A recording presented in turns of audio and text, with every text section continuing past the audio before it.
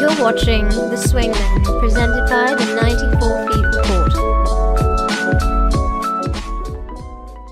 Welcome to the first playoff edition of The Swingmen, presented by the 94 Feet Report. I'm your host, Simon Cherin-Gordon, and I'm excited to get the colloquial ball rolling here. We're joined today by our executive producer, Alex West. Hey guys, what's up? I've been to Portsmouth, Virginia. I've returned from the basketball promised land, and I missed last week, so I got all kinds of hot takes lined up.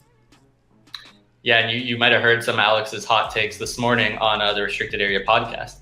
We also have host of the 94 Feet Report podcast, Corban Ford. Hi, y'all. I was having a conversation with the senior citizen earlier this morning. He tried to tell me that Kobe was not in the top 10 of his favorite players. I almost knocked off his walker. Oh, man. Was that senior citizen Mike D'Antoni? And our third panelist today is Josh Cornelissen of Hoops Habit and the 94 Feet Report. Guys, I was raining fire in my rec league game the other night, and I checked my phone, and my wife had texted me, "Now come on home, baby." So I raced home as fast as I could, and she just wanted me to do the dishes. I was pretty disappointed. All right, guys, we're Dishwasher Kobe. all right, guys, we're off to a great start today. But I want to start on the negative side here. I think it's going to be a lot of fun, though. I want to get your guys' panic readings on all of the teams that are either down in their series or blew home court advantage through the first two games. Scale is whatever you want it to be. Let's start, though, with the Portland Trailblazers, who are going to be down 3-0 by the time you're watching this show. Josh, what is your panic meter rating on the Blazers? Guys, my panic meter for Portland are my brake lines got cut, and I'm barreling down a hill in my car. I just don't see a way that Portland can rescue this. I mean, look, they don't have an answer for Anthony Davis. They don't have an answer for Drew Holiday. And for some reason, they don't even have an answer for Rajon Rondo. And that's not a recipe for success. Damian Lillard has been stymied by everything that the Pelicans have thrown at him. Drew Holiday has been seemingly everywhere. And Anthony Davis is living above the rim. So Portland Trailblazers, whether we're 5 out of 5, 10 out of 10, or 100 out of 100, panic all the way.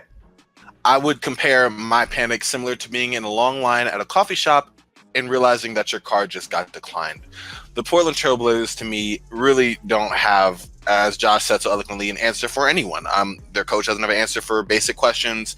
Damian Lillard said they got to do better, and then seemingly can't this year. I don't know what's wrong with him from how well he was in the regular season to this drop-off now. Drew Holiday has just owned him, walked him down the park. You know, like it's been very, very saddening and disheartening, quite frankly. And Anthony Davis, we said he was due for a monster playoff series, or at least some of us did, and he's just been giving the business to Jusuf Nurkic, man. Nurkic, at this point, if I was him, I don't even know. I'd bench myself. I don't even know what I'd do. He's just been all over the place. And it's kind of crazy. You know, the Portland Trailblazers said, okay, we'll get together for game 1. All right, game 2, let's snap up. Let's defend home court. With game 3, okay, we're going to go to New Orleans and pull one out. We've done it before. What are they going to say? They're losing by almost 25 at this point. What are they going to say heading into game 4? Let's stay alive one more game. To go from where they were at game 1 to where they are now against a team that they thought that they would have at least a decent chance of competing against, it's shocking, quite frankly. Yeah, Corbin, I agree with you, but I don't think their panic meter is very high, because I think at this point you have to pretty much be resigned to what your fate is. They have not played well.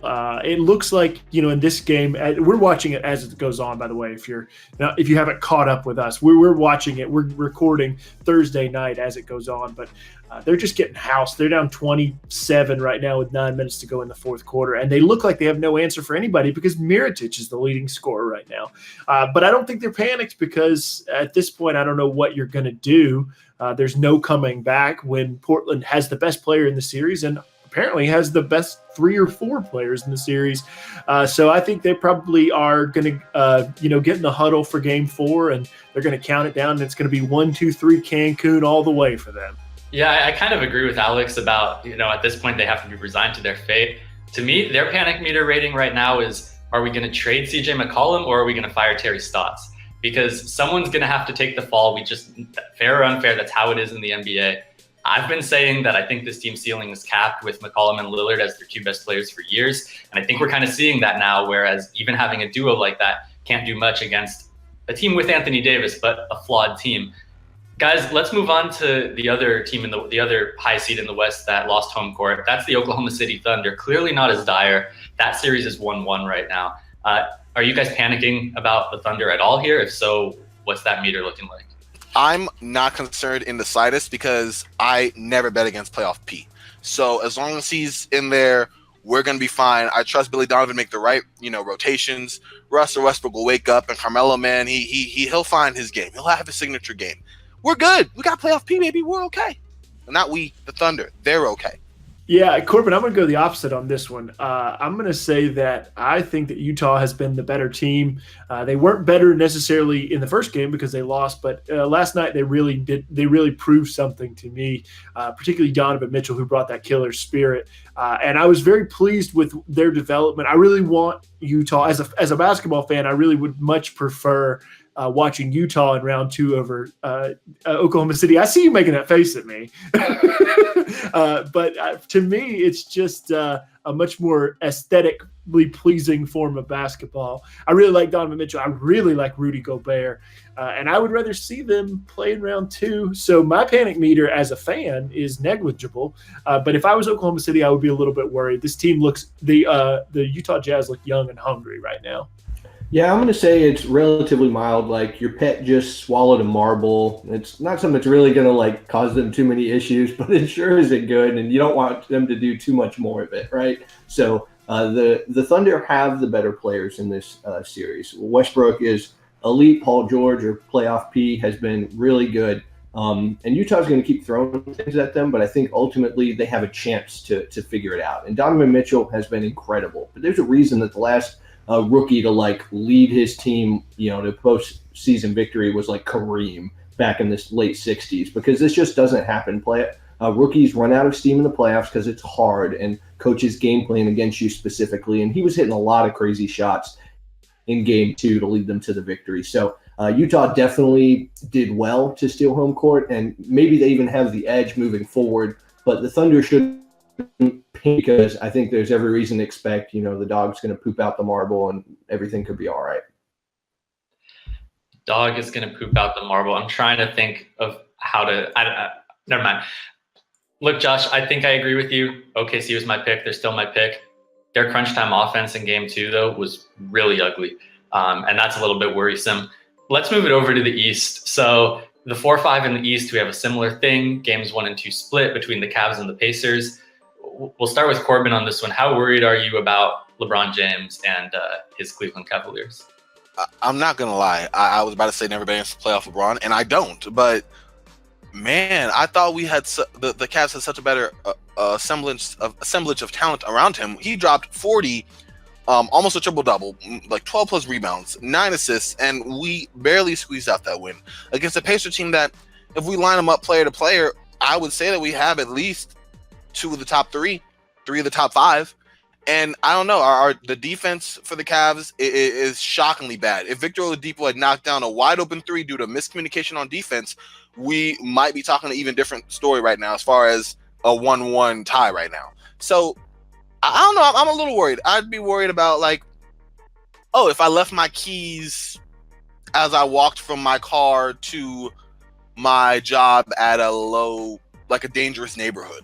I left them, I went to use the bathroom, and then I come back, I'm like, oh snap, my keys. And I know in the back of my mind they're probably gone, but that would probably be the best scenario I come up with, because you're slightly worried, you're a little hopeful, but I don't know. If LeBron has to do all that and the Cavs still can't win in convincing fashion, especially after the first quarter that he had that was so dominant against the Pacers,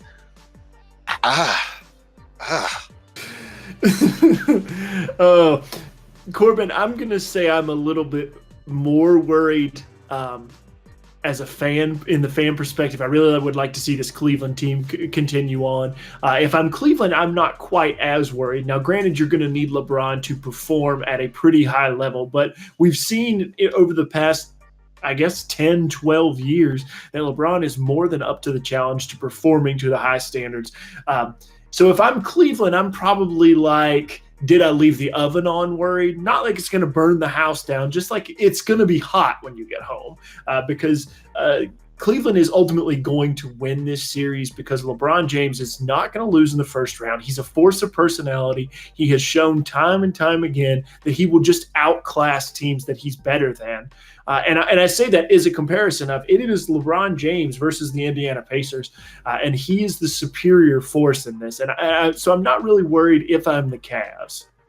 Yeah, I think the panic level probably has to be a little bit higher. So let's say you've got to drive all night to get somewhere the next morning and you get a flat tire. Okay, that's the Cavs. They were coasting, right? They just coast through the first round. That's not going to work against the Pacers because Victor Oladipo is incredible. I think he really has taken a step into being a star guard in this league, and he's going to show that over the next 5, 6, 7, 8 years. And he's showing that right now. And the Cavaliers don't have an answer for him. Really, the only defender that worked against Oladipo in the Pacers-Cavs game was Nate McMillan, who pulled him out of the game because of foul trouble and for a huge stretch of time in the first half. So I think that the Cavs have to be worried. Now look, have the spare tire, they put that on. LeBron James can just go supernova and take over the series and lead them to victory, sure. But they don't have a margin of error, and if they get another flat tire, suddenly you've got a lot bigger problems because you don't have a second spare. There's no other superstar player to step up here. So I think the Cavs have to be pretty worried right now. All right, guys, let's move from the negative to the positive. I want to hear what team has impressed you the most through 2 games in each series. Again, some of the series are going to be at 3 games by the time you're watching this. And we alluded to one earlier, a 6 seed that is going to be up 3-0. I assume that'll be someone's answer here. But yeah, what teams impressed you the most? You could give me the Houston Rockets. I don't care. I just want to know. We'll go back to you for this, Josh. So I think we all probably will want to say the Pelicans, and maybe I'll leave one of the other guys on right now. But for me, I'm going to say the Toronto Raptors because they have gone through the whole stretch of time with this core, 4 or 5 years of postseason runs, losing game ones, staggering through the first round. DeMar DeRozan has been completely stymied each and every playoff series because his game just doesn't work in the postseason. And right now, his game's working in the postseason, and the Raptors are working on the backs of not just DeRozan, but 10, 12 players that are just all playing at a high level and all filling important roles. And the Wizards have absolutely no answers. Look, everybody thought it was trendy to pick the Wizards, being able to push the Raptors. The reality is that the Raptors are just a better team. They had truly elite numbers throughout the season, and they've backed that up in the postseason, which they have never done before. And so all bets are off now. We didn't think they'd be able to make a deep run. Well, maybe they can.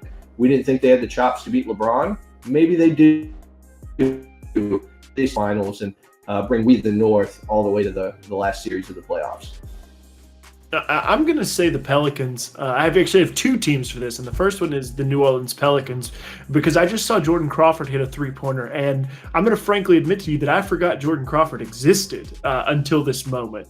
And so that tells you how far up they are in this Game 3. This team has been just seminally impressive. They have, from the word go, they have dominated this series. Anthony Davis has been heads and shoulders above anyone else, even close. And I said this today on the Restricted Area podcast, and I'll say it again. They are who we thought they were, at least in regards to Anthony Davis. He has finally become the player that we thought he could be.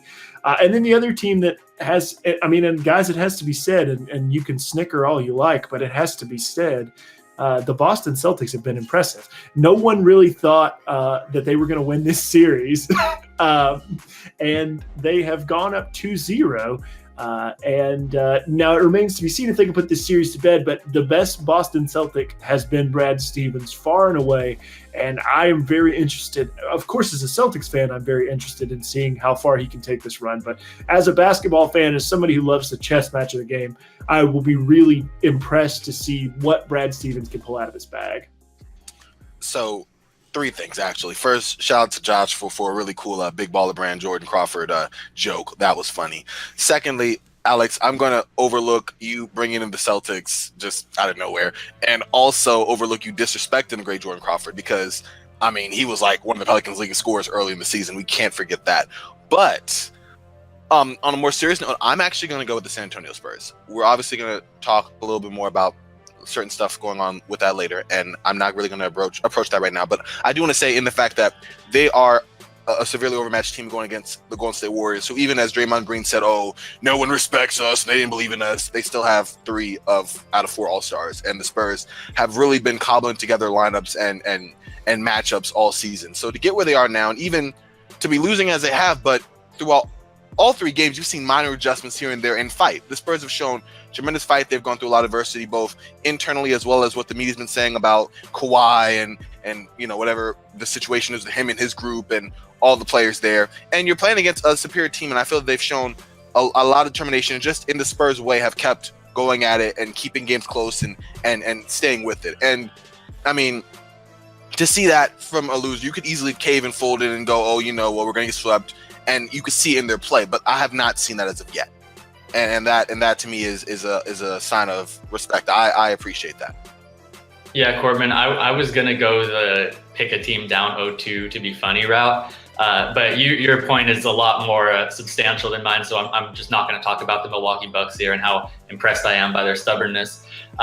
Look, I picked the Pelicans to win this series. Yes, I'm only bringing this up to say that again, but because of that, they haven't really impressed me. They have been better than I thought. But for me, it's the Pacers. And it's just, not only are the Pacers playing like a really well-coached team and Nate McMillan's getting a ton of credit, all the guys are playing well. They just all look like good basketball players. Thad Young, Miles Turner, Sabonis, they're 2 point guards. And of course, Oladipo. This isn't the deepest team by any stretch, but these guys just are all playing really good basketball right now.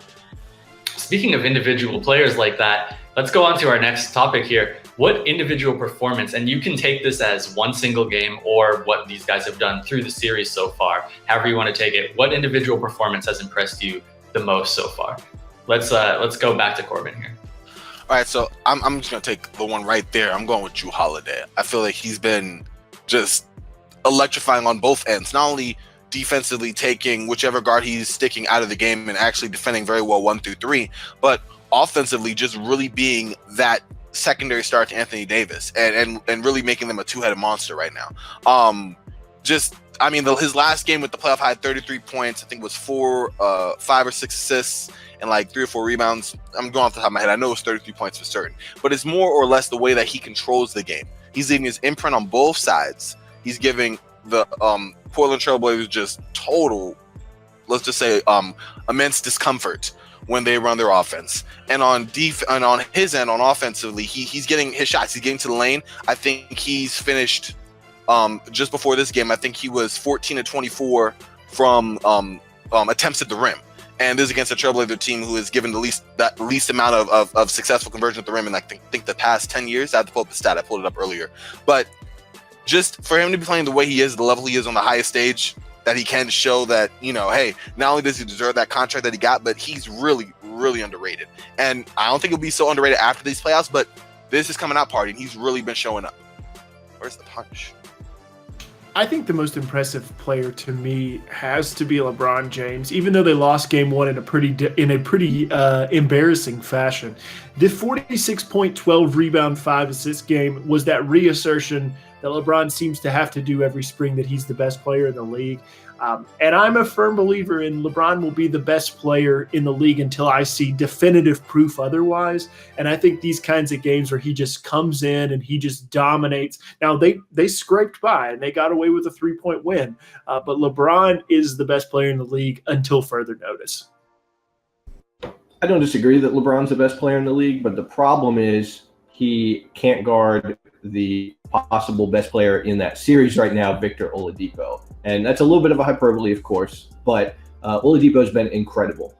In the first game, he was just scoring everywhere at will, dropped 32 points, 6 rebounds, 4 assists. He had 4 steals, which is something he's been doing all year. Absolutely deserves credit. Should be involved in the all-defensive team conversation because he's just been incredible two-way player all year. And guess what? He did it again in game 2. He was limited by foul trouble, pulled out of the game a lot. But when he did play, he scored 22 points in just 28 minutes and was plus 11 on the game, by far the best of anyone on his team. In a game they only lost by 3. So it's not that far of a stretch to think that if he had played his normal complement, it was a play when he was in the second half in game 2 where he just got sized up one-on-one with LeBron. He dribbled back out, looked LeBron in the face, and then just blew right past him for a layup. That's a guy, cold-blooded. He's not afraid of the stage, and I think that he could continue balling out like this the rest of the series. And if he does, we're having a different kind of conversation about LeBron James a week from now.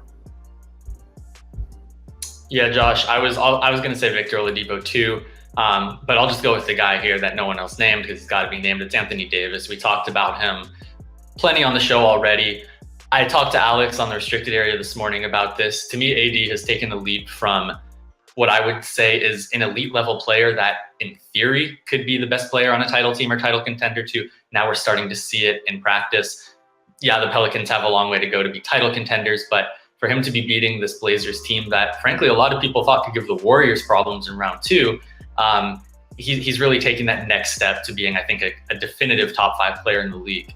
But let's move from individual to individual games here. So regardless of who won, who lost, which team was favored, who was an underdog, just what game has been the most entertaining for you guys to watch as basketball fans, as analysts, as connoisseurs, as, biased fans of teams, however you want to go about this. Alex, you can give me the Celtics game 2 blowout if you want. I don't care.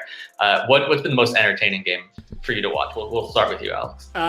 I'm not going to go that route. I'm not going to go the Celtics game, the low-hanging fruit, Simon. What I am going to say is Miami and Philadelphia game 2. What I saw, and we talked about this morning, and I have sort of waxed poetic about it. I really enjoy good coaching. I really enjoy the chess match. And granted, in game 3, Miami got beat pretty soundly again. But the win that they brought out, they showed a lot of grittiness. They showed a lot of toughness. And they showed a lot of peculiar looks that they threw at Ben Simmons. And to me, that was a really entertaining game for that fact. Just seeing what Eric Spoelstra had up his sleeve, I really enjoy watching that. And I'm a big Josh Richardson fan. That's kind of a niche group, I guess. But I really enjoy watching Josh Richardson. He's one of my favorite players in the league. And I think that he's very close to being a big star in the league. Now, I may regret saying that in a year, and we'll see. But I really enjoy watching all the things that he does. So I'm going to say that game. And obviously also Celtics-Bucks game 1 and game 2. I'm going to go a little different. I'm sure that we've all probably thought of this game, but I'm going with the Trailblazers versus sorry. Wow. Fucking forgot the team. Okay. Pelicans? Yeah, I remember now. I'm still getting over the fact that I forgot in mid sentence. That was all right. That's embarrassing. Minnesota. I meant Miami. So.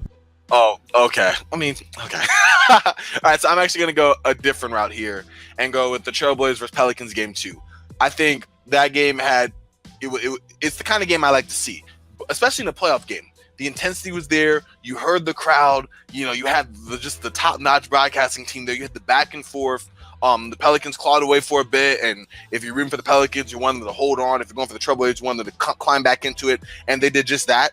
Damian Lillard didn't have the best of shooting nights, but he hit a clutch. I think it was only 3 of the night, a 4-point play to get the game tied at one point. I think it was at 95, and it just went back and forth right down to the finish. I enjoyed that game immensely. There's a couple of others that are out there that were good. The Miami game that Alex alluded to was great. But that was my favorite one so far. I really, really like that back and forth action there.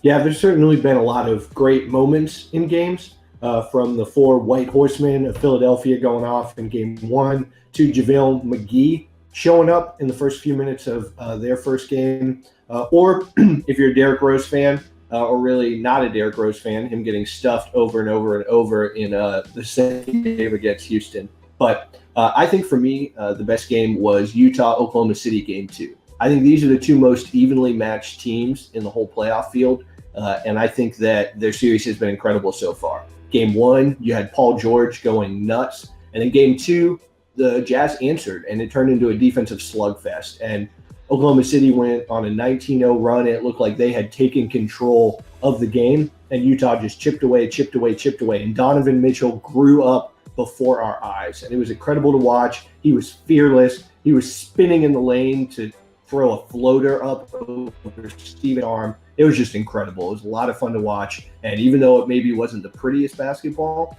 I think it was exciting, and it makes me think the rest of this series is going to be really good. All All right, guys, let's move on to our next question. Wait, just a second. It looks, Josh, what's going on with your? I think we Hello? lost Josh, guys. Josh, Hi, Simon. Can you hear me? Josh, where are you? You're not going to believe this. What's going but, on, Josh? Everything looks different right now. Where are you? I'm in May, if you'll believe that. May 2018. I'm calling from the future. But we've got to go quick. I've only got 2 minutes, but I wanted you to be able to share on the show. Wait, what it's happened from the future. So does that mean that like round 1 is over? Round 1 is completely over. What you got to tell me everything. Did Portland come back? Is Steph back yet? What's going on?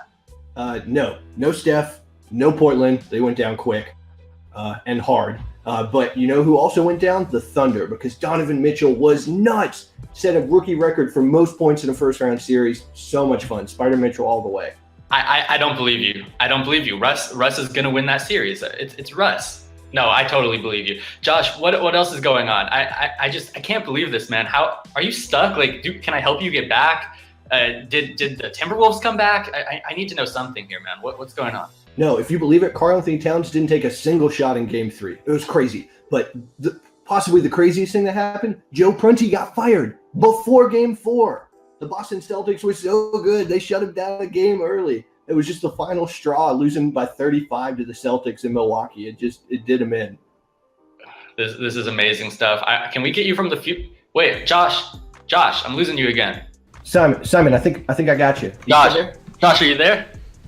Yeah, I'm here, except now it's October. Time travel's weird. Oh my God. It looks like October.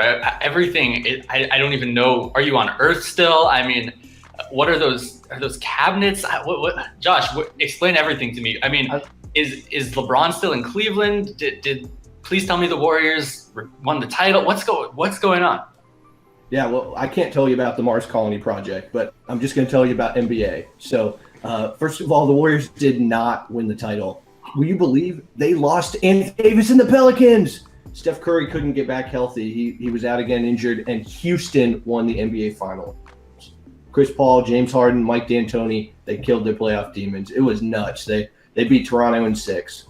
But Alex West told me today that Houston's not even a title contender. I don't understand. Like, is this just some weird, bizarro future you're in? What? Maybe, but it's the only future I know. And as far as I know, it's your future. So buckle down and put a lot of money on Houston.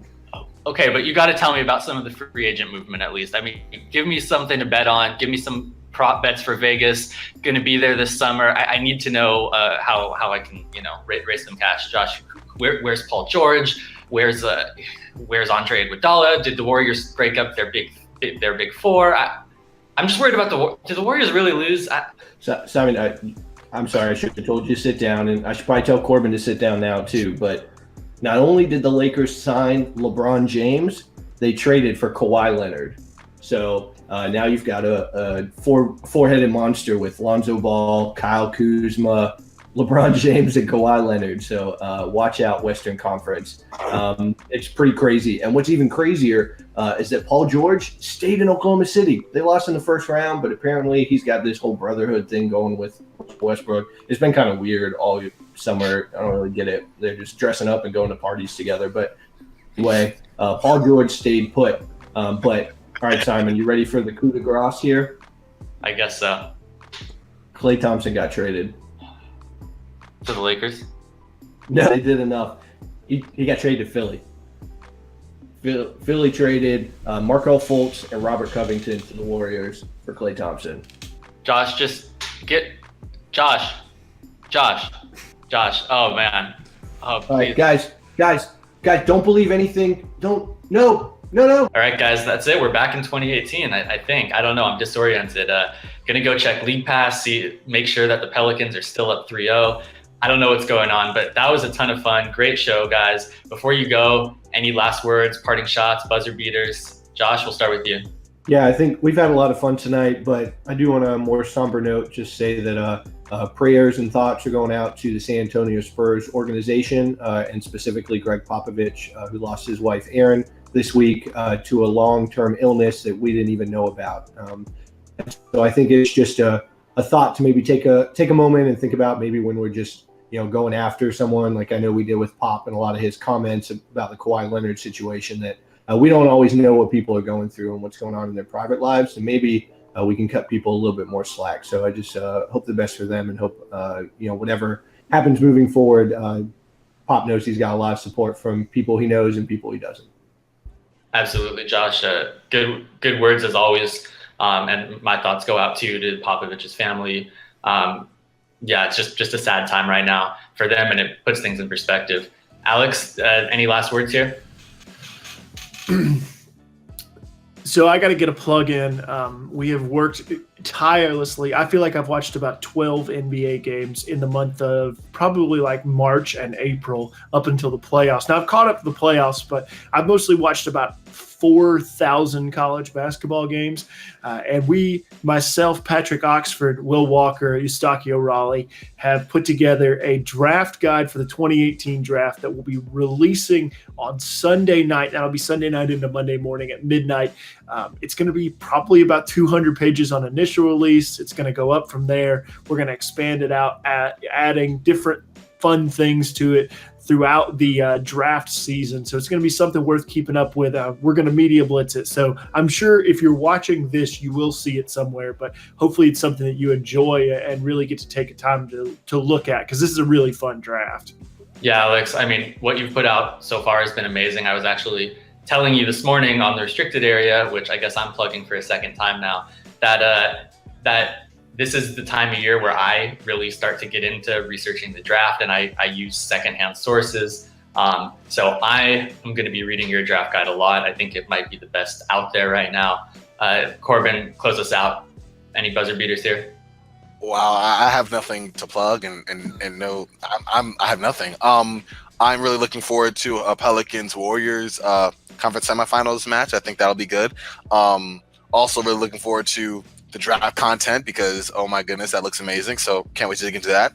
And yeah, Kobe's a top 10 player. I'm just gonna say that. All right. Did people not think Kobe was a top 10 player? I mean, what is going on? There's a lot of revisionist history going on with Kobe right now. I'm out of the loop, apparently. Apparently he's out the top 10. He's in the top 15. It started with Bill Simmons in the Book of Basketball, and it's just been such slander. Get the hell out of here. Yeah, I mean, now we're talking about James Harden and Kobe. Like, get out of here. Win some rings first, James Harden. I don't want to hear James Harden and Kobe in the same sentence right now. I mean, they're good players, but like, I guess you could put them in some comparisons. But come on now. Mike D'Antoni doesn't know what he was talking. I'm just really mad with all this Kobe pent-up anger I've had for a minute now. Because LeBron's only my favorite player because Kobe retired. But let's get that straight. I don't think any of you guys knew that. But LeBron just took it because he was the next oldest superstar that I liked. But Kobe's been just from the jump. So to hear all this stuff now, I get about him and everything, but come on, man. 20 years, 5 rings, top 3 in scoring. I mean, it's off the top of the head. 81. Kobe to Shaq. I'm sorry. Yeah, Corban, I'm with you. I really am. The Harden Kobe comparisons are ridiculous. And I mean, look, Steph is better than both of them. So what are we even? What the hell? Thanks for watching the Swingmen, presented by the 94 Feet Report. Got to get through this. Make sure to hit that subscribe button there so you can catch this show every week. Follow us at the 94 Feet Report on Twitter, and we'll talk to you next Friday. Steph Curry should have been the MVP. Thanks for watching The Swingmen, presented by the 94 Feet Report.